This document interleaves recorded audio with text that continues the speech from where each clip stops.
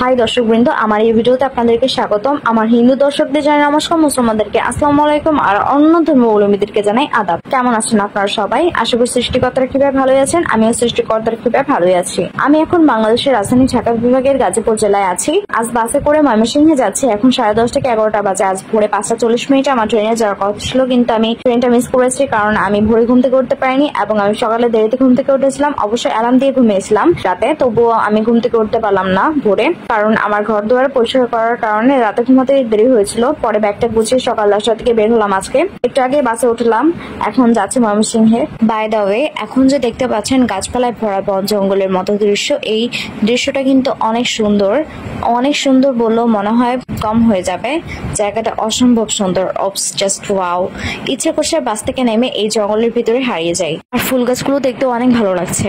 এখন ফ্লাইওভারে আছি। এই জায়গাটার নাম মাওনা ইউনিয়ন, বাংলাদেশের ঢাকা বিভাগের গাজীপুর জেলার একটি অংশ এবং এটি একটি প্রশাসনিক এলাকা। মাওনা ইউনিয়ন গাজীপুর জেলার শ্রীপুর উপজেলায় অবস্থিত। এখানে অনেক গার্মেন্টস ফ্যাক্টরি অ্যান্ড ব্যাংক আছে। এইখানকার দর্শনীয় এলাকা ও স্থাপনাগুলো হচ্ছে বঙ্গবন্ধু সাফারি পার্ক, গজারিগড় ও লবণং সাগর এবং বারোতোপা পাথার। এছাড়াও অনেক পিকনিক স্পট অ্যান্ড রিসোর্ট আছে। শুধু মাওনাতেই না, গাজীপুরের অনেক জায়গাতে অনেক পিকনিক স্পট অ্যান্ড রিসোর্ট আছে, because Gazipur picnic spot and resort তৈরির জন্য ভালো একটি জায়গা। আপনারা চাইলে এখানে এসে ঘুরে যেতে পারেন। আমি গাজীপুরে 2-3টা রিসোর্টে গিয়েছি। হোয়াটএভার, ফ্লাইওভার থেকে ভিডিওটা দেখতে ভালোই লাগে। এখন ফ্লাইওভার থেকে আস্তে আস্তে নিচের দিকে যাচ্ছি। এই তো ফ্লাইওভার থেকে নিচে নেমে পড়লাম। এই যে সামনের এই রাস্তা দিয়ে বর্মি এবং গফরগাঁওয়ে যাওয়া যায়। বর্মির পরে গফরগাঁও, কারণ বর্মি শ্রীপুর উপজেলায় এবং গফরগাঁও ময়মনসিংহে। বর্মি ইউনিয়ন বাংলাদেশের গাজীপুর জেলার শ্রীপুর উপজেলার অন্তর্গত। এই ইউনিয়নের কেন্দ্রস্থলে ঐতিহ্যবাহী এবং নামকরা বর্মি বাজার অবস্থিত। 38টি গ্রামের সমন্বয়ে ঐতিহ্যবাহী বর্মি ইউনিয়নটি গঠিত। বর্মি ইউনিয়নের এই উত্তরে কাউরাইত ইউনিয়ন, দক্ষিণে বসিঙ্গা ইউনিয়ন ও শ্রীপুর পৌরসভা, পূর্বে পারনার নদী, পশ্চিমে তেলহাটি ইউনিয়ন পরিষদ। বর্মি ইউনিয়নে বর্মি নামকরণের পিছনে রয়েছে এক সুদীর্ঘ ইতিহাস। এখানে কখনোই আসা হয়নি। যদি কখনো বর্মিতে আসি তাহলে সেই নামকরণের সুদীর্ঘ ইতিহাসটা আপনাদেরকে বলবো। আমরা ভালুকা ক্রস করে ত্রিশালে আছি। ভালুকা এবং ত্রিশাল উভয় ময়মনসিংহ জেলার উপজেলা।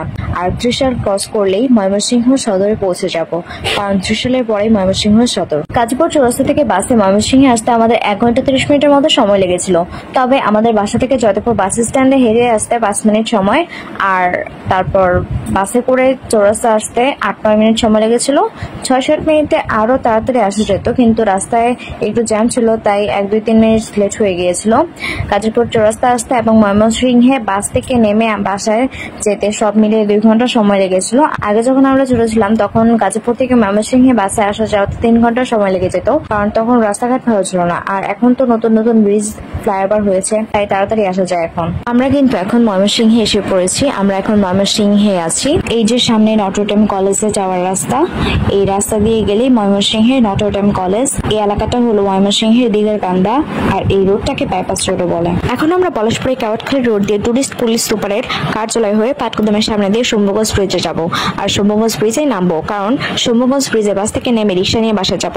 তো এখন শম্ভুগঞ্জ ব্রিজে বাস থেকে নেমে 3-4 পায়ে হেঁটেই রিক্সা পেয়ে গেলাম, তাই আর শম্ভুগঞ্জ ব্রিজে ভিডিও করা হয়নি।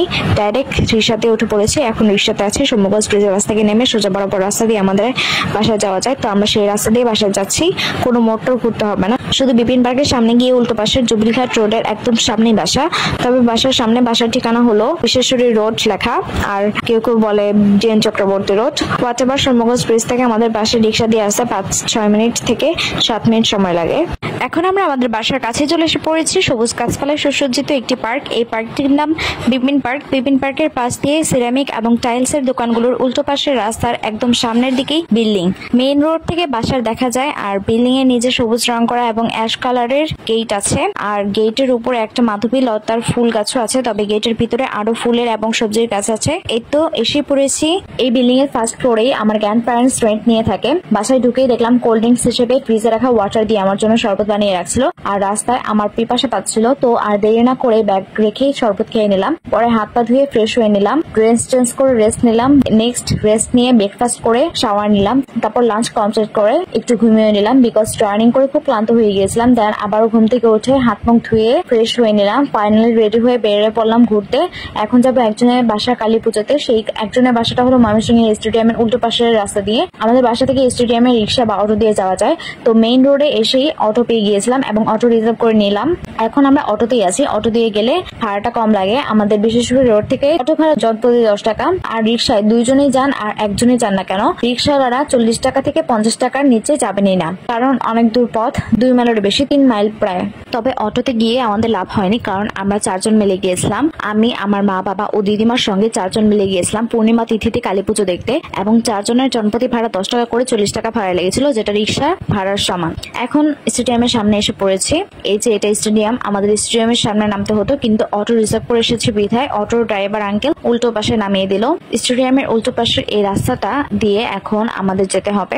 সামনের এই অল্প একটু জায়গায় ডাস্টবিনের মতো নোংরা ময়লা আবর্জনা ফেলা এবং সেখান থেকে প্রচুর দুর্গন্ধ বের হচ্ছিল, যেটা আমাদের একদমই ভালো লাগেনি। Whatever, no problem. এখন কালী মায়ের কাছে এসে পড়েছি, সাথে ভোলানাথ এবং শীতলা মাও আছেন। তো কালী পুজো শুরুর আগে আমরা কালী মায়ের কাছে পৌঁছে গিয়েছিলাম। পৌঁছে দেখলাম পুজোর ফলফলাদি কাটা হচ্ছিল। পরে আগরবাতি মোমবাতি জ্বালিয়ে পুজোর সব জোগাড় করে শুরু হলো কালী মার পুজো।